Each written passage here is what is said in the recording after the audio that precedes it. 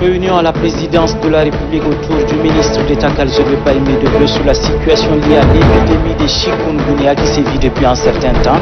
À Abéché, dans le Ouada, des mesures ont été prises au cours de cette réunion pour contenir la maladie. Dans ce journal, nous allons aussi revivre la cérémonie officielle des documents, de remise des documents scientifiques ayant permis d'inscrire les lacs Onyanga sur la liste des patrimoines de l'UNESCO, documents gardés jusque-là par le ministère de l'Enseignement supérieur. Et puis championnat national de football de moins de 15 ans. La compétition va démarrer demain avec 6 équipes. Vous suivrez les explications du vice-président du comité directeur du championnat U-15. Nous sommes lundi 31 août 2020. Vous êtes sur Télé Tchad, il est 20h. Bonsoir et bienvenue. Ouvrons ce journal avec cette réunion tenue au palais de la présidence, une réunion dirigée par le ministre d'État, ministre secrétaire général de la présidence de la République, Kalzebe Paimi Debe. Il s'agit d'une réunion ministérielle élargie et consacrée à la situation liée à l'épidémie de chikungunya qui sévit depuis un certain temps dans la ville d'Abéché, dans le Ouada. La réunion a permis de prendre des mesures supplémentaires pour contenir cette maladie, nous dit Djibril Noualwali. Contre le chikungunya entre dans une nouvelle phase. Les contours de la riposte version renforcée ont été définis au cours de cette réunion dirigée par le ministre d'État, ministre secrétaire général de la présidence de la République, Kalzebe Paimi Debe. L'état des lieux fait par le ministre de la Santé publique et de la Solidarité nationale sur la base de sa descente sur le terrain et celle du secrétaire d'État qui s'y trouve encore fait état d'un peu plus de 9000 cas recensés, 0 décès à cette date. Mais il n'y a aucune raison de s'alarmer, la situation est sous contrôle, tempère Dr Abdoulaye Sabrou Fadoul. Sur le terrain, jusqu'à la journée d'hier, nous avons recensé 9027 cas, les chiffres qui nous ont été communiqués. Mais je le répète, c'est des cas qui sont traités en ambulatoire. Et puis les patients rentrent suivre les traitements chez eux.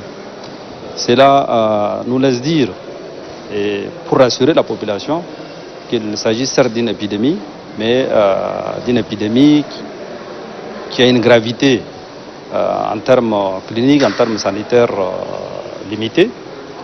Les services du ministère de la Santé ont pris toutes les dispositions pour gérer convenablement la situation.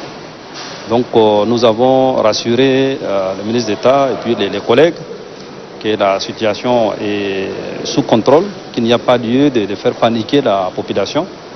Les efforts déjà déployés sont loin de contenter le gouvernement qui, par souci d'éradiquer la maladie et voulant éviter toute propagation, décide de mener des actions vigoureuses sur plusieurs plans. Il n'empêche que des dispositions doivent être prises, d'abord pour renforcer la lutte antivectorielle sur place à Béché. Deuxièmement, anticiper les événements pour essayer de doter les services municipaux et les services de santé en termes de matériel, de désinsectisation et également des médicaments. Parce que pour l'instant, nous fonctionnons avec un stock de sécurité de 2 mois de la CPA. Et donc des orientations ont été données pour que les dispositions soient suffisamment prises à temps afin, d'une part, d'éradiquer l'épidémie à Béché, d'empêcher sa propagation vers d'autres localités, et en particulier ici à N'Djamena, et troisièmement, prendre les mesures nécessaires afin de faire face à cette épidémie si jamais elle doit se propager à d'autres villes du pays. Le ministre Abdoulaye Sabrou Fadoul a porté à la connaissance de l'assistance qu'un plan de contingence nationale est en cours de validation par son département et ses partenaires. À l'entendre, les actions seront amplifiées grâce à ce plan pour des résultats plus probants permettant de venir à bout de cette maladie dans les semaines et ou mois à venir. Il y a le chikungunya dans le Wadaï, mais le palu, lui, sévit dans tout le pays pour lutter contre cette maladie qui endeuille des familles chaque année. Le ministère de la Santé publique s'attelle pour mener des actions concertées avec les partenaires. Ce matin, justement, une réunion d'adoption de subventions contre le paludisme a été organisée. On en sait plus avec Ali Ibrahim Suleiman. La relance des activités du plan stratégique sanitaire de lutte contre le paludisme au Tchad est désormais approuvée par le comité technique présidé par le Haut Conseil national de coordination pour l'accès au Fonds mondial de lutte contre le sida, la tuberculose et le paludisme HCNC. Le comité a également adopté le draft de financement et la désignation du récipiendaire pour la gestion de subventions, désormais coordonnée par l'unité de gestion des projets du ministère de la Santé publique et de la Solidarité nationale. Pour le vice-président du HCNC, l'élaboration de termes de référence nécessite le transfert des compétences et relance des activités de l'unité de gestion des projets. Le ministre de la Santé publique et de la Solidarité nationale a rappelé le soutien important des partenaires au développement que sont l'OMS et le PNUD au programme national de lutte contre le paludisme et le Haut Conseil national de coordination pour l'accès au Fonds mondial de lutte contre le sida, la tuberculose et le paludisme. Le plan stratégique sanitaire de lutte contre le paludisme qui vient d'être approuvé intègre les besoins sanitaires couvrant la période 2020-2021. Le coronavirus, lui aussi, est toujours parmi nous. Mais dans la lutte contre ce virus, cet acte qui compte un énième acte de la République populaire de Chine pour le Tchad, la représentation diplomatique de la Chine au Tchad a remis un lot de matériels médicaux à l'hôpital militaire d'instruction. Amat Ngarasta, reportage.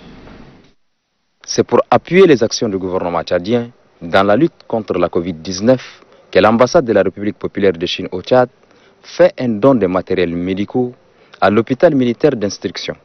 Un don composé de masques de protection, de thermomètres, de respirateurs et de générateurs. Il dit aujourd'hui le coronavirus a commencé en Chine, c'est vrai, mais le Tchad même c'est arrivé. Dans le Tchad, les Tchadiens, ils ne sont pas dormis. Ils sont toujours debout pour vérifier les malades et pour soigner les gens. Et pour le moment, en Chine, la maladie a commencé et ils ont pu maîtriser. Maintenant, ils félicitent le Tchad aussi, il a pu maîtriser par jour peut-être 1, 2, 3 cas comme ça. Cet appui du gouvernement chinois est vivement salué par le directeur des services de santé des armées. Le cours de l'armée nationale tchadienne dans le cadre du Covid-19.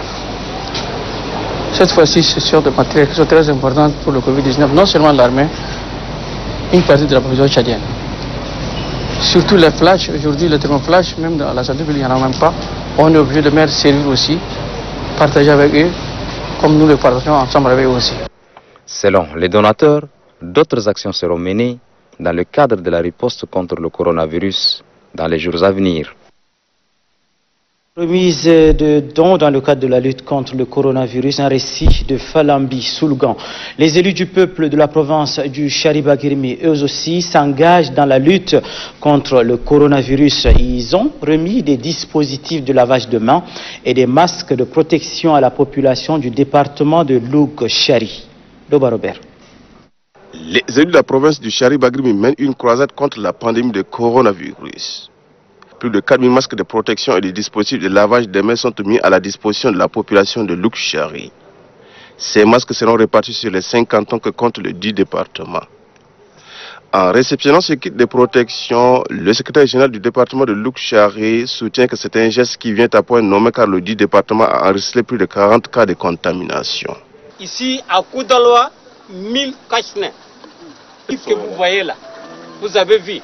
Tout ça là, je vais remettre au chef de canton et au chef de canton à son tour, il va remettre au chef de village, et les imams, les pasteurs et autres. Rappelant le nombre de victimes causées par la pandémie de coronavirus, les élus du peuple soutiennent que c'est un virus qui n'est pas totalement vaincu. C'est un virus qui ne cesse de semer de la désolation au sein de nos communautés. Il appelle à cet effet la population au respect des différentes mesures édictées par le gouvernement. Les cache-nez, c'est ça qui vous protège, vous, et qui protège celui qui parle avec vous. La distance à observer, c'est une des mesures que le gouvernement a prises. Entre deux personnes, il y a toujours 1 mètre qu'il faut observer. chers parents, chers frères, il faut observer ces mesures et il faut porter tout le temps le cache-nez avec vous. Vous portez pour éviter de vous contaminer et éviter de contaminer votre famille, vos voisins, vos interlocuteurs. La mission parlementaire a profité de l'occasion pour sensibiliser la population sur la cohabitation pacifique. Les députés invitent la population à la culture de la paix, du pardon et de l'amour du prochain. Ces valeurs soutiennent-ils participent à la stabilité du pays. Et puis voici comment se présente la situation épidémiologique de la maladie à coronavirus de ce lundi 31 août 2020 sur 263 échantillons analysés, un cas confirmé au Mayo-Kébi Est. 2 guéris portant le total à 880, 0 décès, total de décès, 77, 56 malades sous traitement. Le nombre de cas confirmés depuis le 19 mars est de 1013, dont 257 femmes réparties dans 15 provinces du pays. La coordination nationale de riposte sanitaire invite la population à rester sereine, solidaire, vigilante et rappelle au respect strict des mesures barrières, notamment la distanciation physique en cas de signes tels que fièvre, toux, éternuement et difficultés respiratoires. Appelez gratuitement le 1313. Le coordonnateur national de riposte sanitaire, professeur Choua Ouchemi. À présent, les échos du palais de la démocratie. Dans ce journal, le président de l'Assemblée nationale a reçu la Miss Tchad 2020. Roneliam Siam est allé solliciter l'appui du président de l'Assemblée nationale pour la mise en œuvre de son projet de société pour lequel elle a été élue. Kano Batiophile. Élu Miss Tchad 2020, Roneliam Siam Grace, qui a vu une bonne partie de son mandat impacté par la crise sanitaire, décide de relancer ses activités afin de réaliser ces 2 projets. Il s'agit de la lutte pour l'autonomisation de la femme et de la jeune fille et la lutte contre le paludisme. Sachant que dans ce contexte, la relance de ces 2 projets nécessite l'appui des hautes autorités, Roneliam Siam Grace est venu s'entretenir avec le président de l'Assemblée nationale pour lui présenter son programme d'action et solliciter son appui. Il est aussi disposé à nous accompagner dans nos projets. Nous allons s'y mettre à réaliser, même si ce n'est pas beaucoup, de peu sera bénéfique. Le président de l'Assemblée nationale, Dr Haroun Kabadi, qui a suivi attentivement la porteuse de la couronne de la beauté tchadienne, a rassuré celle-ci de son accompagnement, tout en lui demandant de continuer la lutte contre la pandémie à travers la campagne de sensibilisation pour le respect des mesures barrières en milieu jeune. Au ministère des Finances et du Budget, les 2 premiers responsables du département, à savoir le ministre Tahir Hamid Ngilin et la secrétaire d'État Alix Naimbaye, ont eu une séance de travail avec le représentant résident de la Banque mondiale au Tchad, Racine Pertev. La question de la coopération et les finances ont été au centre de la rencontre. Nguyen Benguiri. Le ministre des Finances et du Budget Tahir Hamid Ngilin et la secrétaire d'État Alix Naimbaye ont échangé avec le nouveau représentant de la Banque mondiale au Tchad, Racine Pertev, sur la coopération entre le Tchad et la Banque mondiale, le financement des projets emblématiques du pétrole de Doba, les différents chocs économiques, financiers et sanitaires que traverse le Tchad. Le ministre des Finances et du Budget a mis l'accent sur l'appui budgétaire des partenaires et l'informatisation de certains services. La pauvreté et ses affres de manière très intime nous ont permettent à différents États et au Tchad de faire face aux différents chocs.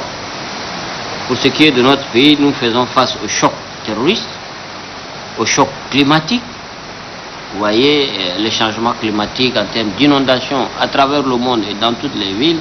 Donc c'est un choc mondial et nous encaissons ce choc parce que nous sommes un pays continental et un peu au centre de l'Afrique, un peu au centre des problèmes de l'Afrique. Et nous avons aussi le choc lié au Covid-19 et le choc lié à la baisse des cours de pétrole. Et nous sommes heureux de constater que la Banque mondiale, comme le FMI d'ailleurs, est très exigeante en matière de la qualité de cadre macroéconomique.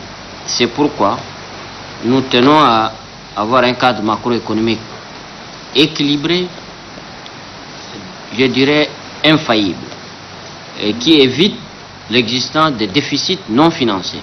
Et c'est pourquoi l'appui budgétaire que nous sommes en train de discuter nous permettra de boucler le financement de notre budget pour qu'il n'y ait pas de choc sur notre cadre macroéconomique. Après avoir fait un bref aperçu du soutien de son institution au cours de ces 3 dernières années, le nouveau représentant de la Banque mondiale au Tchad promet d'apporter son soutien au pays. Pendant les 3 dernières années, le soutien de la Banque mondiale a presque triplé pendant le dernier cycle de financement de la Banque mondiale, c'est-à-dire IDA 18. Et maintenant, nous sommes très heureux que cet appui va encore doubler, presque doubler, dans les prochains cycles de financement qui est le cycle de IDA 19. Augmenter la taille de chaque projet. La Banque mondiale, partenaire important du Tchad, est déterminée à apporter son appui en vue de booster l'économie nationale.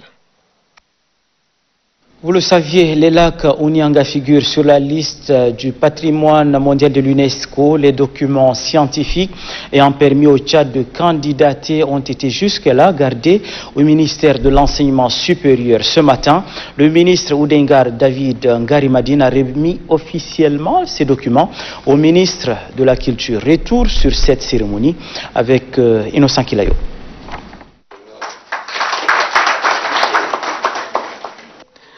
C'est un précieux document que vient de remettre le ministre de l'Enseignement supérieur, de la Recherche et de l'Innovation, Dr Oudengar David, à son collègue, le ministre du Développement touristique, de la Culture et de l'Artisanat, Patale Géo.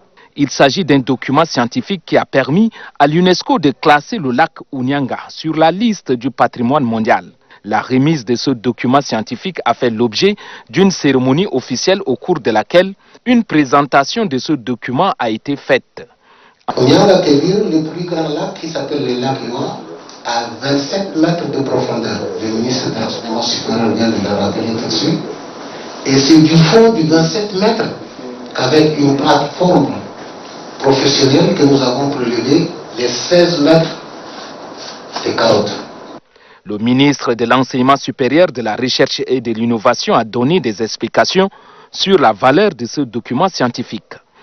Monsieur le ministre et chers collègues, j'ai donc l'honneur et le plaisir de vous remettre officiellement les documents scientifiques d'une grande valeur produits par notre équipe tchado-allemande pour le compte du Musée national pour leur conservation et leur préservation.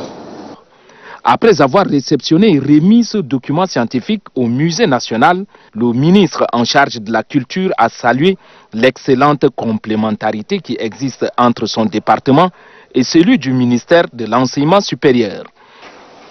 Depuis toujours, nos deux ministères ont travaillé main dans la main dans une parfaite collaboration sur plusieurs dossiers. Ce partenariat, je dirais même cette complémentarité, fonctionne sur la base du principe suivant. Le ministère en charge de la recherche effectue la recherche sur le terrain et celui en charge de la culture conserve et valorise les produits de cette recherche. D'une valeur inestimable, le précieux document scientifique qui a permis de classer le lac Ounianga sur la liste du patrimoine mondial est une spirale graduée. Il permet de connaître l'époque géologique du lac Ounianga. Parlant des lacs Ounianga, justement, 2 missions de collecte des données en vue d'organiser un forum sur la localité ont été diligentées. Les membres de l'association Le Palmier pour le développement socio-économique ayant effectué ces missions ont fait la restitution de leur mission. Varelach. Cette rencontre vise à restituer la mission de l'association Le Palmier pour le développement socio-économique et culturel dans le département de lac Ounianga. Une mission qui a pour objectif de mener une enquête de collecte de données auprès des autorités administratives traditionnelles, la jeunesse et les organisations féminines afin d'organiser un forum de développement local. L'enquête a relevé la vulnérabilité de la population de cette contrée tant sur le plan social, économique, éducatif, sanitaire, mais aussi environnemental. Pour faire face à cette situation, un forum de développement local s'impose, précise le coordonnateur de l'association Le Palmier. Comme l'organisation de ce forum est prévue en novembre prochain, les cadres du département de Lac-Ounianga invitent leurs sœurs et frères à regarder dans une direction commune pour contribuer au développement socio-économique et culturel. Il faut des textes qui régissent l'exploitation des ressources naturelles au Tchad. Les cadres du ministère de l'élevage et les partenaires y réfléchissent à la faveur d'un atelier. C'est le ministre de l'élevage et des productions animales, Mamad Bachir, qui préside les travaux. Falambi Sougan. Faire un inventaire de l'ensemble des textes régissant l'exploitation et la gestion des ressources naturelles au Tchad. Faire une analyse comparative entre les contextes dans lesquels les textes ont été élaborés et les contextes actuels pour les adopter aux réalités de l'heure, inventorier et identifier les forces et faiblesses des textes principaux régissant les activités agropastorales. Tels sont entre autres les objectifs assignés à cet atelier de l'étude analytique de l'état des textes législatifs et réglementaires régissant la gestion et l'exploitation des ressources naturelles au Tchad. Selon le représentant du Centre pour le dialogue humanitaire, Hissène Youssouf Saleh, ces assises visent à restructurer et à apporter un appui aux leaders communautaires dans leurs efforts de médiation des conflits liés à l'accès aux ressources naturelles. Officiant à la rencontre, le ministre de l'Élevage et des Productions Animales, qui a salué cette initiative, a affirmé que la paix sociale constitue le cheval de bataille des plus hautes autorités. Le gouvernement de la République du Tchad, sous l'impulsion lumineuse du maréchal du Tchad, Idriss Déby Itno, président de la République, chef de l'État, a mis en priorité la sécurité pour préserver la paix, la cohésion sociale et le vivre ensemble dans notre pays. Le Centre pour le dialogue humanitaire est une organisation de diplomatie privée basée en Suisse et fondée sur les principes d'humanité, d'impartialité et d'indépendance. Sa mission est d'aider, de prévenir, d'atténuer et de résoudre les conflits par le dialogue et la médiation. La ministre de la Femme et de la Protection de la Petite Enfance se trouve, elle, à Sar, dans le Moyen Chari.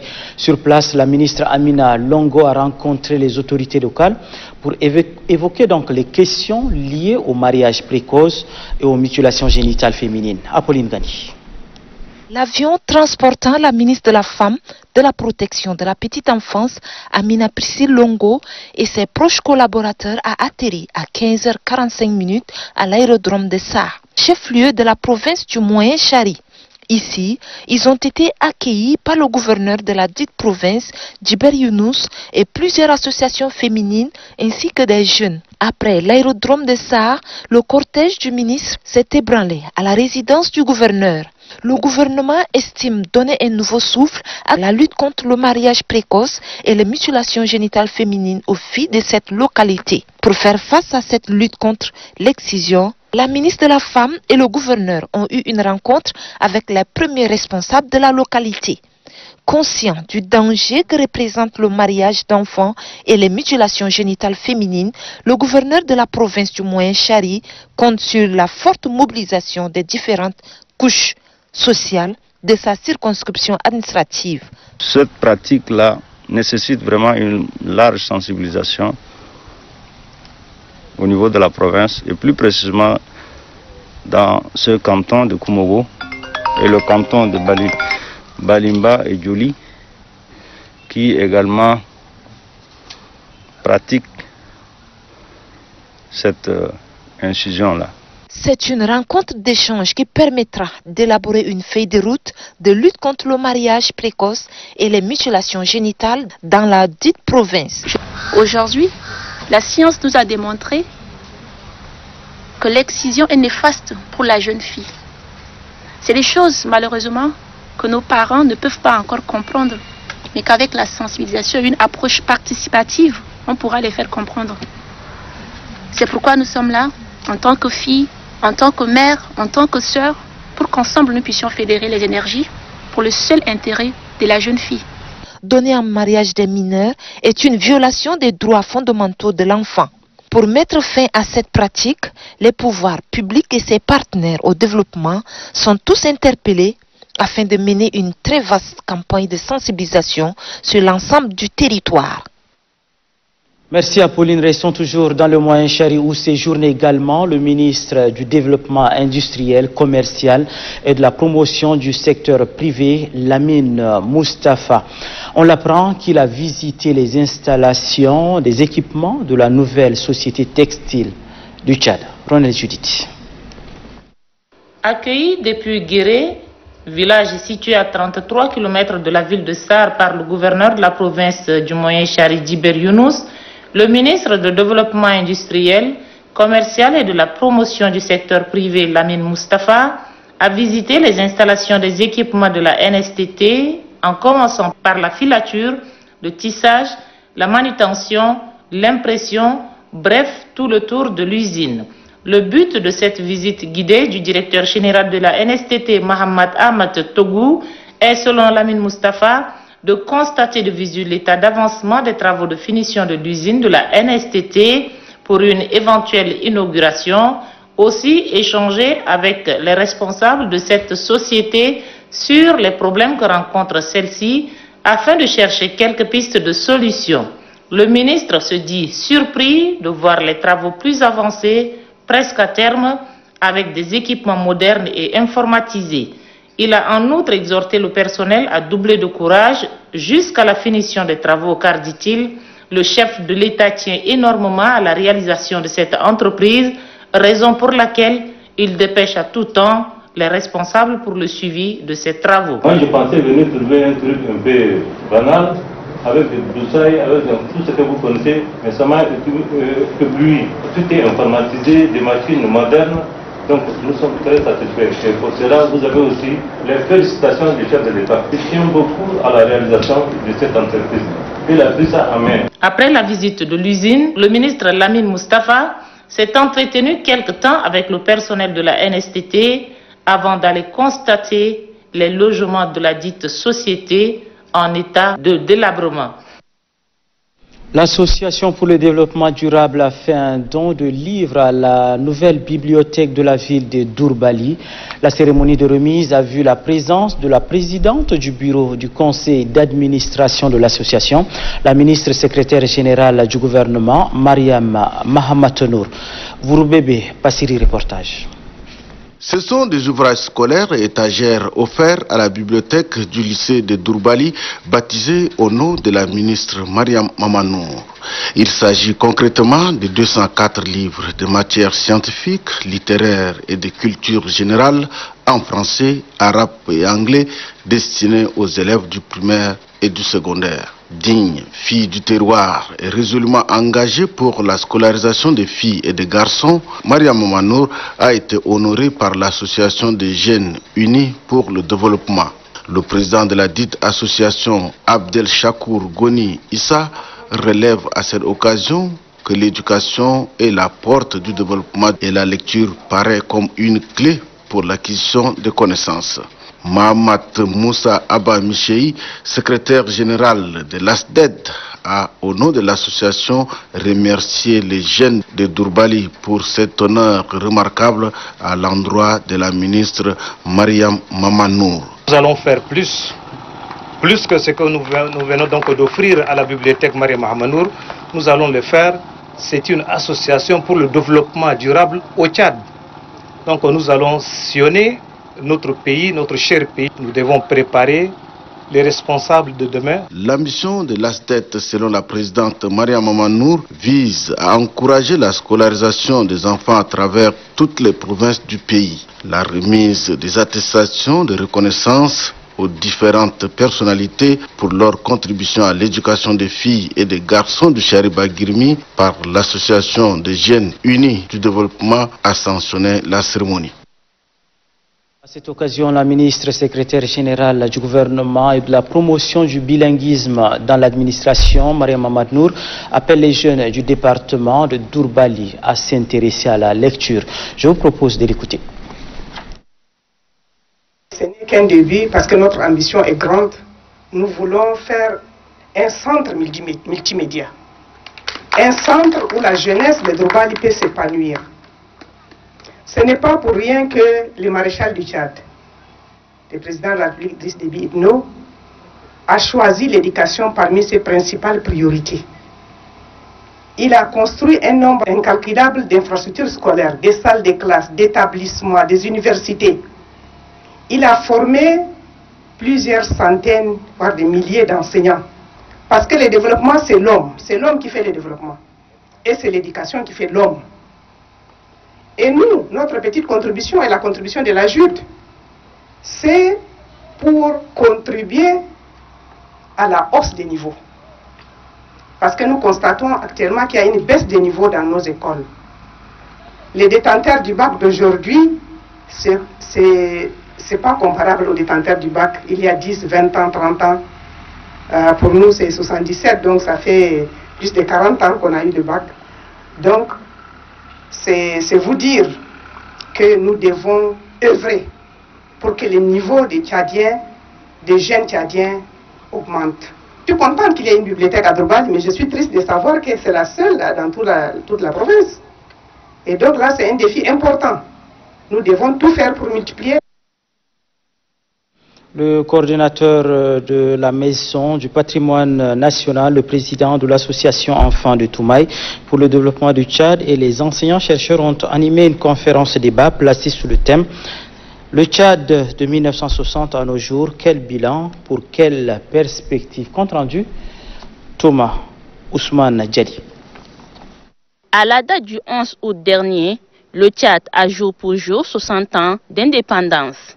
6 décennies après l'accession du pays à la souveraineté internationale, l'association Enfants de Toumaï pour le développement du Tchad dresse le bilan au plan politique, économique et social à travers une conférence débat. Ceci dans le but de proposer des pistes de solutions à certains maux qui freinent le développement du Tchad. Le panel constitué du coordinateur de la Maison des patrimoines national du Tchad, Dingamadi Arnor, les enseignants-chercheurs Fouda Djona et Ibrahim Béchir ont échangé avec le public sur le respect de l'autre et de son opinion, les guerres fratricides qui ont impacté négativement l'essor socio-économique du pays et les ingérences extérieures. Des questions liées au changement des mentalités, au vivre ensemble et à l'égalité des citoyens en droit et en devoir n'ont pas été perdues de vue par le panel. Le président de l'association Enfants de Toumaï justifie le choix du thème.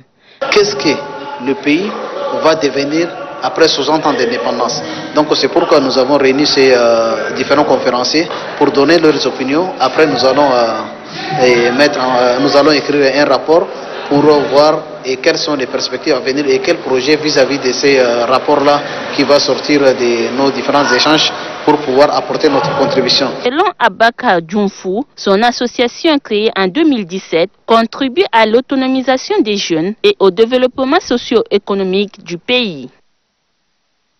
En politique, des militants de l'opposition du village d'Eting dans le département de Lac-Léré ont décidé de rallier les rangs du mouvement patriotique du salut. On en parle avec Varelach.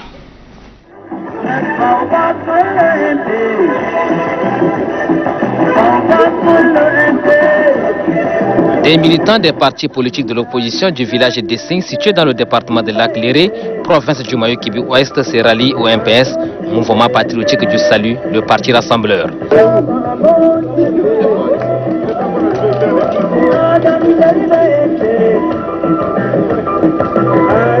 Fatigués des promesses fallacieuses des vendeurs d'illusions, ces militants des partis politiques de l'opposition décident unanimement de regagner le rang du MPS, un parti qui, selon eux, cultive des idéologies basées sur la paix, la cohésion sociale, le vivre ensemble et l'unité entre les filles et fils du Tchad. Camarade secrétaire général du MPS, troisième adjoint porte-parole du parti, à partir de ce jour, 38e mois 2020, nous nous mettons entièrement à la disposition du MPS et sommes prêts à accomplir toutes les tâches que le parti aimerait nous confier. Nous rendons hommage au président fondateur qui vient d'être élevé au rang du maréchal du Tchad. Le secrétaire général du MPS pour la commune de N'Djamena, Djida Mamar, qui a pris part à cette cérémonie de ralliement, confie qu'au sein du MPS, tous les militants se valent. Le MPS, c'est un parti rassembleur, mais c'est aussi un parti d'idéologie, qui a beaucoup d'idées, qui a beaucoup fait. Aujourd'hui, le développement industriel, le développement des infrastructures routières, le développement des infrastructures sanitaires, tout ça, c'est grâce au cadre des MPS qui réfléchissent pour les MPS. On a un cadre pour ça qui est le GSP, le groupement socio-professionnel, ils réfléchissent pour le développement du Tchad. Le troisième adjoint au secrétaire général chargé de communication, porte-parole du MPS, Maître Jean-Bernard Padari, a salué le ralliement de ses militants et les invite à une responsabilité collective. Au niveau du MPS, nous sommes pragmatiques. Nous n'aimons pas tromper, nous n'aimons pas exploiter, mais nous aimons aller ensemble pour relever le défi. Vous avez pris une décision juste, mais je veux que vous le prouviez. Je suis comme saint Thomas d'Aquin. Je vois avant de croire. Tellement qu'on a été souvent trompés. Au cours de leur adhésion au MPS, les militants ont saisi cette opportunité pour exprimer des doléances relatives à la construction des infrastructures routières, éducatives et sanitaires en faveur du village d'Essing. Maître Jean-Bernard Padari, qui a suivi de bout en bout toutes ces doléances, dit prendre bonne note et entend les faire parvenir à la haute hiérarchie.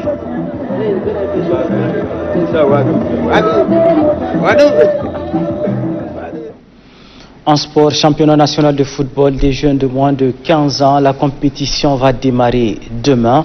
6 équipes sont en liste pour le tournoi. Le match d'ouverture va se jouer demain à partir de 15 h à l'académie de Mélésie. La compétition va se dérouler dans le respect strict des mesures barrières, dit le vice-président du comité directeur du championnat U15. Suivez. C'est pour la première fois que la Fédération tchadienne de football association organise des championnats nationaux pour les jeunes de moins de 15 ans. Le championnat va se dérouler dans un contexte très difficile lié à la pandémie de la Covid-19. Toutes les dispositions sont prises pour un bon déroulement de la compétition dans le respect strict des mesures barrières édictées par le gouvernement. Toutes les équipes participantes seront testées au préalable, soyez-en rassurés. La première édition du championnat national U15 de cette année regroupe 6 équipes, notamment Abeille du Guéra, Ambassade d'Abéché, AS La Paix de Pala, Djastrabé de Sar et les 2 équipes U15 du 1er et du 7e arrondissement de la ville d'Njamena. Ces équipes seront réparties en 2 poules de 3 équipes et la compétition se joue en match aller-retour. Les 2 premières de chaque poule se croiseront en demi-finale et la grande finale aura lieu le 16 septembre prochain.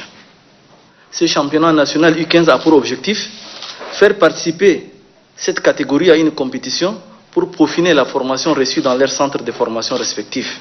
C'est là en vue de réaliser leur rêve de jouer à un haut niveau dans les années à venir, surtout pour les talentueux et chanceux d'entre eux. Détecter les meilleurs talents pour lancer les activités de l'Académie de football de Mélésie. Vous conviendrez avec nous que l'avenir de notre football est lié à la base, d'où la nécessité de commencer la formation des plus jeunes pour avoir les résultats escomptés d'ici 4 à 5 ans.